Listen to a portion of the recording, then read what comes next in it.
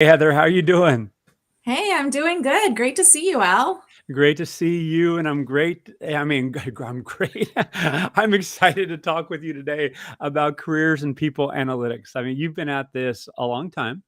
I'm not going to date us right now, but I will say that you have been through this journey that we're going to talk about. You've developed yourself as a people analytics professional, people analytics leader. So, if you would please introduce yourself and a little bit more about what we're going to talk about, specifically your 6 points, because I know you have those in your back pocket. Yeah. Well, hi everyone. I like to call myself a people data enthusiast. I really got into this whole field on accident, like many people in the field. Just appreciating how do we think about people and the odd approaches it might take to really understand what's going on, and especially with people in the workplace. And so my career really started out just trying to get a sense of how do we use analytics to make the workplace a better place, specifically in the field of affirmative action and discrimination. And then I went on to have a role as an HR researcher, which at the time, people analytics wasn't really a job title that existed. So that was about the closest. Went on to do workforce planning, then more talent strategy, and then all things people analytics, people operations, integrated approaches. And after quite a while, don't let the bangs fool you. I'm a little older than they sometimes make me appear. After quite a while, I really wanted to switch focuses towards I love this career and I want other individuals to be able to be part of this and to learn and grow. And so, after quite a while in the practitioner space, I switched over to academia. And I'm now a professor. I teach people analytics at multiple universities. Really excited. I'm building a complete people analytics specialization that starts next month. I am so excited about that. And the reason for this is I think it's such a great career and I'm excited for those who want to get started in it. I want to do everything I can to maybe share some lessons and bumps that I or some of my friends experienced along the way and help individuals get into this really rewarding, really exciting area. And so, yes, I did prepare for today, 6 steps maybe for those who are looking to get into their people analytics career, and excited to be here and share some of that and have a little bit of a dialogue with you as well, Al. Well, yeah, absolutely. Because, I love your commitment to people data for good and making sure that we are proactively doing good with the data that is being generated. After all, it's being generated by people, by workers, and how to use this creatively yet responsibly and ethically is something that it takes an educational experience to understand where those pitfalls are, where those opportunities are. So, can you speak just before we get into your 6 points, yeah, about that? Your commitment to people data for good and responsible use. Yeah, in my journey, I had to learn a lot of things on my own, as many of the people who are watching are probably doing themselves. You kind of just learn as you go, you figure out as best that you can. And part of my now journey is I'm trying to make that a little bit more accessible for people. So, trying to offer structured learning opportunities where maybe you can have some of those steps provided to you along the way. But then I joke because a lot of my people analytics classes are they're kind of like an ethics class hidden inside of a people analytics course. And that's because I think that the foundation of people analytics really is this notion that we should be looking at data not about people, but for people.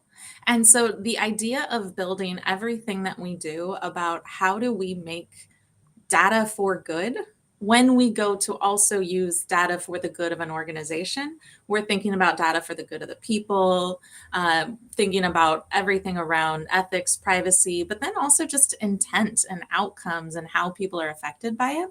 And so that's something where I think if we start our understanding of what people analytics is from the frame of mind of people analytics for good, we're off to a much stronger foundation and we can think about it in more interesting ways along the way.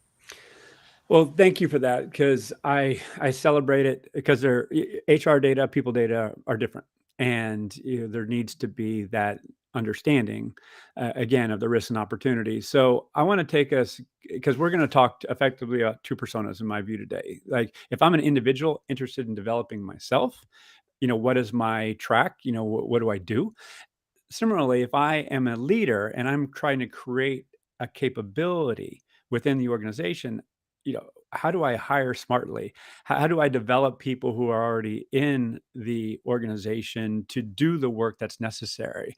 Because there's not a clear understanding of that. That's the reason we're having, that discussion because there's workshops out there, there's degree programs, there's things in the middle that are 6 to 8 weeks. I mean, so what are your thoughts? Let's go to, I just graduated a few years ago in IO psychology or a data science discipline. What do I need to do to get to a people analytics role where I am actually contributing in meaningful, sustainable ways? Yeah, it's a great question, and one I get a lot because I do end up meeting quite a few students in that position. But first of all, I think there's not an answer. There's not a single thing you do. There's not a single point at which you start. There's not a single resource or course or book or workshop or anything that's going to make it all magically fall into place. But I'm really excited that there are so many resources these days. I think the first is have a little bit of a conversation with yourself, which is what kind of learner are you and what motivates you, what inspires you, what gets you going. Because if you are a structured learner, I have been some of those people who are always signing up for the workshops, the courses, like you know who you are. If you're a structured learner, there is more now than there has ever been before. So there are university programs, there are ones that are open access, there are online, there's other, but that's not the only way. You can find individuals to follow. You can watch PAFOW live sessions like we're doing right now. You can read inspiring articles. You can follow people on social media, like great channels. I think it's start first with what kind of learner are you? Do you want to just find people to maybe emulate and follow, or do you want to have some kind of structured experience where you might take a course, follow a book, things like that? So I think first it's more around what's right for you than it is anything else. But within that, I think there are some things that I would urge most people to go toward, which is know what the big topics are in this space so that you know which things to follow and which books or which courses to take. And, for example, in the program that I'm building, there's a very conscientious set of modules. And that's really to help people, first understand the power and the business value of people data. And actually, maybe we can put up, I have a slide for my specialization. Hmm. I'm putting this up here and a little bit of just showing you this specialization that I'm excited about. But for those watching along, if you look at the right-hand side of this page, this is a layout, and feel free to use this for your own development, but this is a layout of 8 things that I would urge most people to assess your own depth of knowledge around, which is number one, do you really understand the power of people data? Do you know what it can be used for, how it can be applied, its impacts, its outcomes, where it exists, how you get it? Number two, and this one is really important if you are looking to have some strong business outcomes, is understand the value of human capital. Be able to do things like return on investment of your human capital and of your different value pieces. Number three is really getting into that practitioner space around people analytics. How can we use new approaches? So this is everything from your more basic analytics to, organizational network analysis is really popular right now. How can we think about community and belonging and inclusivity through these really interesting analytics approaches? And then not just how to do the analytics, but, and this is module number 4, how do you make decisions based off of them? How do you think about the evidence that you gather? How do you connect them? 5 and 6 are really getting into the future of work is going to continue to change. And this really changes what we see as being people analytics, both what's possible and what we do with it. Number 6, and this is another one that I think similar to number 2 on the picture, some people may miss at times, is that this is a science.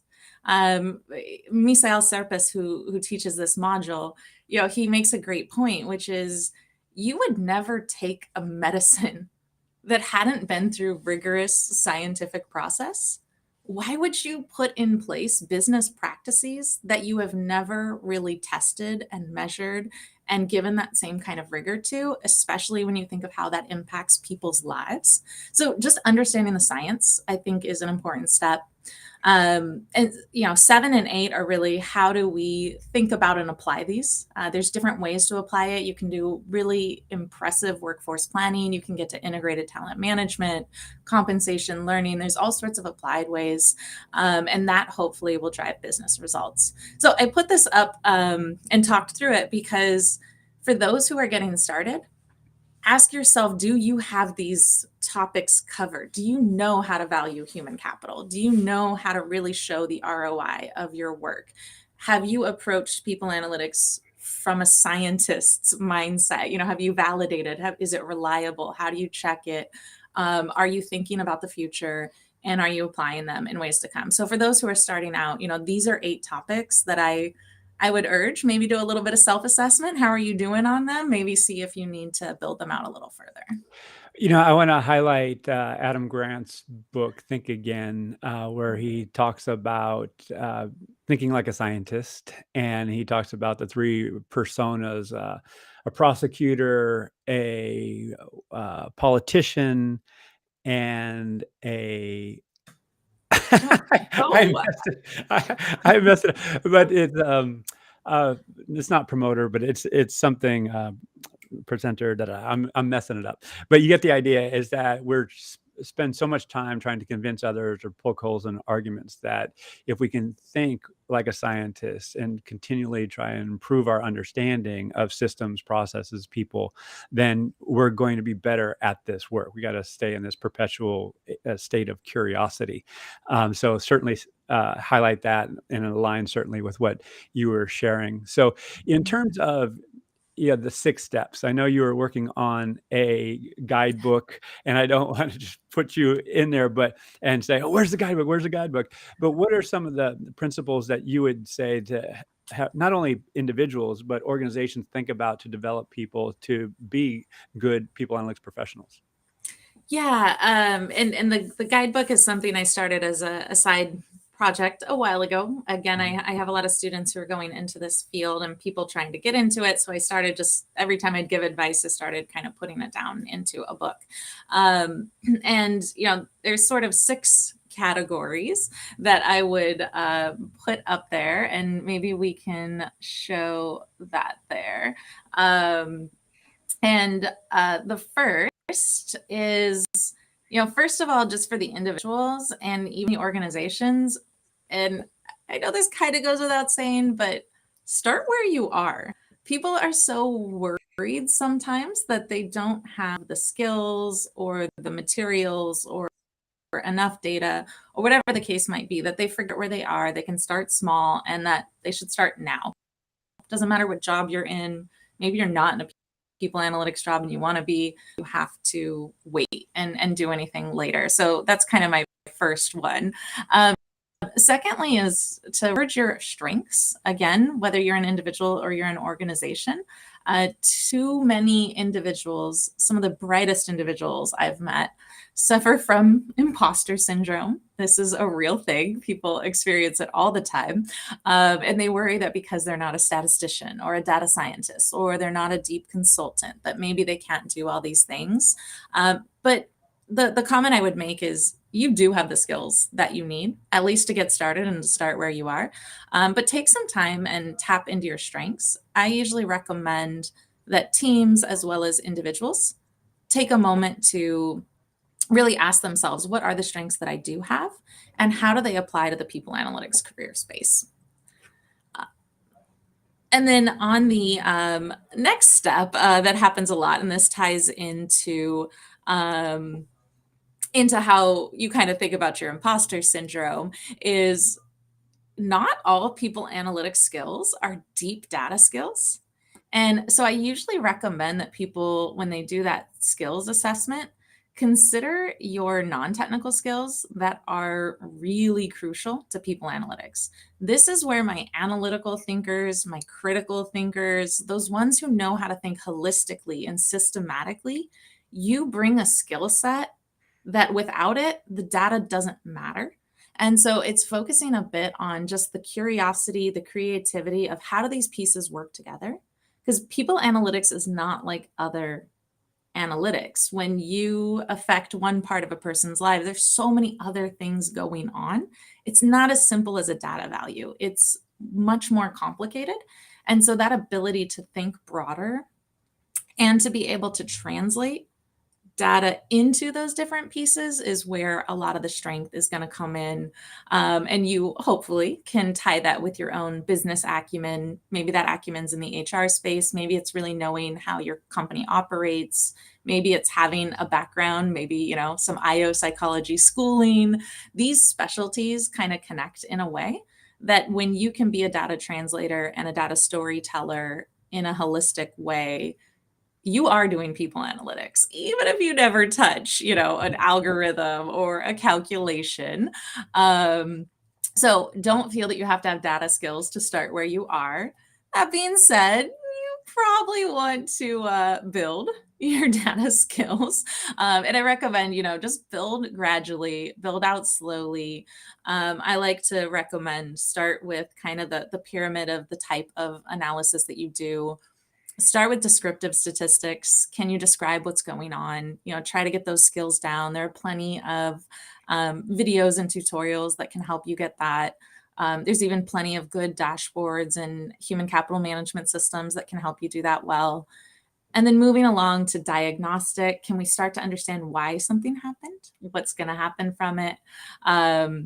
Then maybe as you're building along, spend a little bit more time working on your skills around predictive. What might happen? How will things be if we don't change from where we are?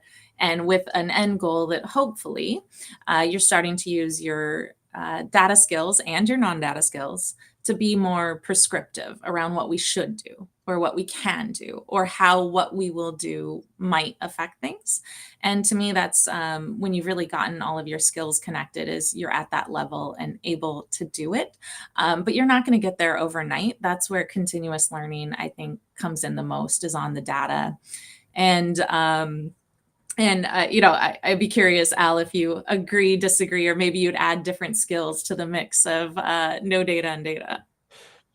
I'll just say this. I'm like looking, yes, yes, yes, yes, yes. So absolutely, I certainly celebrate everything, especially the notion that we have to be systematic thinkers and that we don't have to have the data skills right out of the gate. And even if we have the data skills, then we might have to educate ourselves on organizational dynamics and interpersonal behavior and what the data actually means. So it's not that it's linear. It's not that, I certainly celebrate start where you are. So I, you know this as well as I do. When you talk to any people analytics professional, let alone people analytics leader, we all came from different places. I think of Amit Mahindra, he's labor economics. I think of RJ Milner, he has a finance background.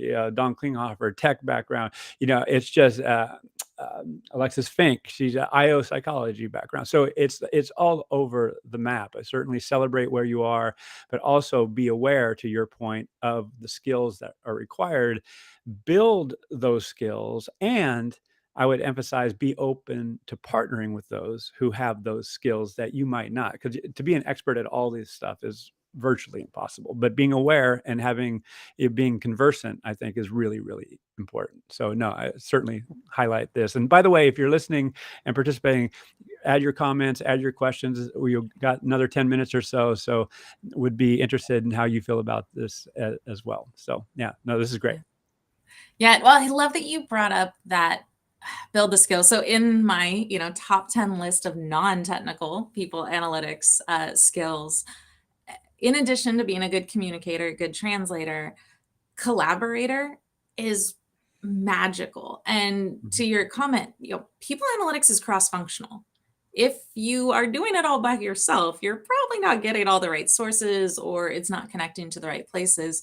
So being the person who can connect, whether you're also the one doing the data or maybe not at all, but just being the one that connects what's going on in the business, what the data is telling us, how we can use that to make informed decisions, how we think about its effect and its impact on people, being that hub, being that center part that can connect all those pieces, that is one of the most valuable skills in people analytics, in my opinion. You can spend lots of time getting deep in one technical area or getting deep in one type of knowledge base, but it's that ability to connect everything that makes a people analytics practitioner really spectacular and able to do more than just find some information in the data. So, Amen, sister. yeah. I literally got a chill again as you were talking because, yeah, we're facilitators. We are connectors. Mhm. We're connectors of data, connectors of people, connector of processes, and it's a beautiful framing to Yeah. have. I know you have a couple other points, so I want to make Yep. sure we get through those. Yeah, just two last ones. Yeah, let's toss that slide back up there. So the last two, this is the kind of catch-all one. Number 5 here is, there's more to it. So yes, start where you are, use the skills you have. It's not all data, but there's still data. And then number 5 is, that's only part of the picture. You have to actually use people analytics. I like to use the term purposeful analytics because it doesn't make sense to just run around and look at data without applying it. You need to actually have it be useful, preferably useful for the sake of good. You need to be able to share, communicate, inspire action. And then there's also things around just governing the data. How do we be good stewards of it? How do we maintain it? How do we ensure privacy, appropriateness, even just things like reliability and how it connects? So a lot around just governing. And then, and Al, this is near and dear to your heart as well, but just being a good fellow human, a big part of people analytics. People data holds power. The people who have the people data hold power. It's the responsibility of people with power to do good with it. And I think we as people analytics practitioners need to remember that we kind of have a responsibility to be good to our fellow human and carry that along as well. I love it. And a related question came in. It's from Sharif. I'm going to put it up here. Yeah, as future of PA. So we have talent intelligence now with, I'm not going to name all the vendors, but you get, we have this external data, labor market data, talent market data. We also have this internal data, which is growing. You mentioned O&A earlier. So, we're kind of, we have arguably, hey, educationally, we have to skate to where the puck is going, to use the Gretzky metaphor. What are your thoughts there about the future of PA and making sure that we're developing ourselves for the future, not where we've been historically?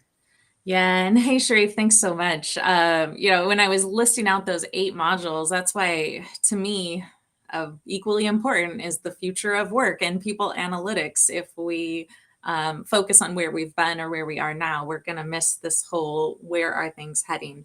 Um, you know, we have continued to watch the accessibility, the availability, and the usability of data in all of its forms just grow and grow. I find all of the new technology platforms inspiring because they are making data accessible to people who historically may not have been able to have the skills to pull it down and munge it and clean it or put it into some kind of usable form. They're also bringing in the ability to run the analyses right there where you don't have to go, actually know how to do Nagelkirky R-square adjustment for your logistic regression. Like, oh my goodness.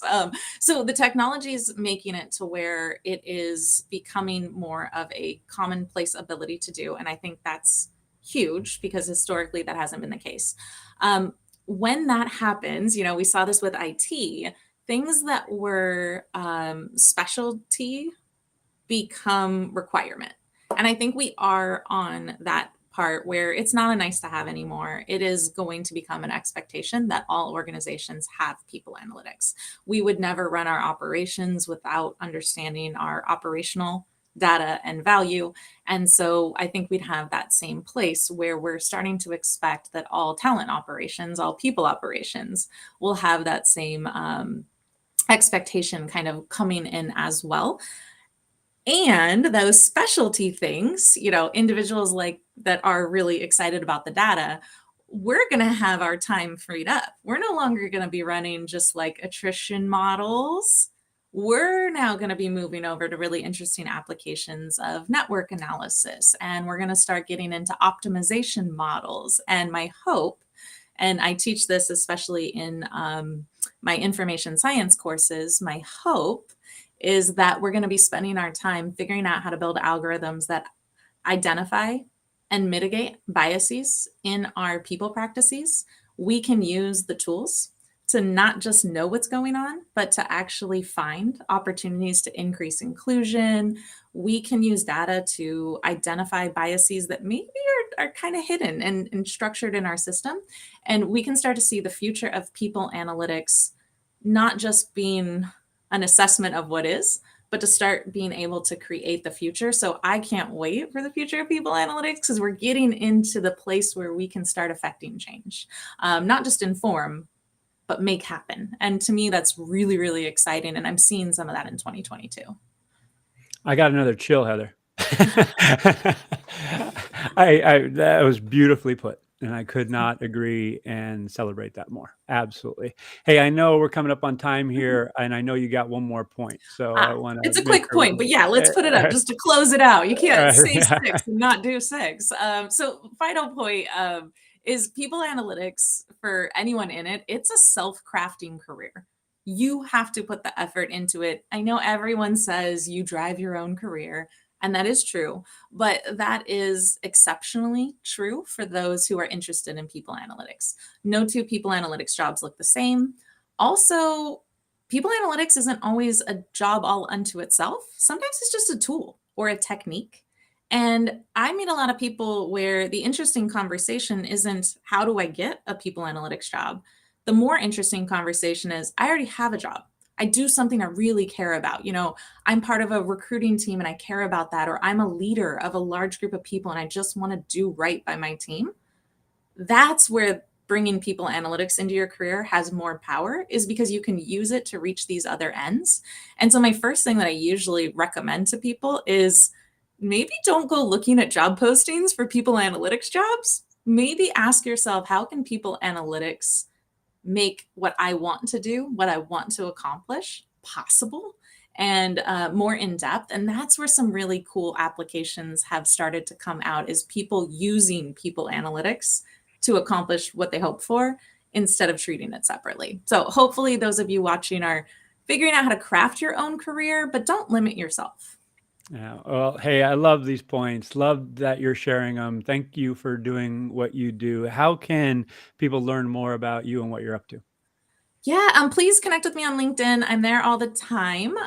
If you're interested in any courses, some you have to join my universities, but some are open, and you can go there. But send me a message. I'll even be happy to share these starter guide that I have going. It's raw. It's a Word document, but hey, you're welcome to it if you would like it. Okay, we'll make sure we put the links in the comments on LinkedIn and elsewhere. Thank you all for joining us. And for those in the Bay Area, I'm just going to do a quick plug before we sign off. We're going to be meeting next Wednesday, May 25th at the Devil's Canyon Brewing Company. And Heather, I'm sorry you're not going to be in town because I know you like your beer.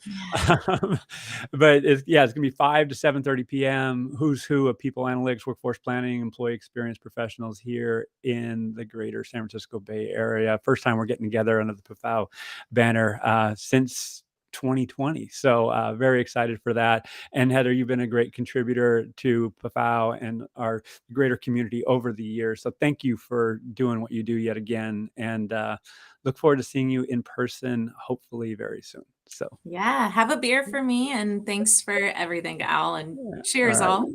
All right. You be well. See you soon. Bye.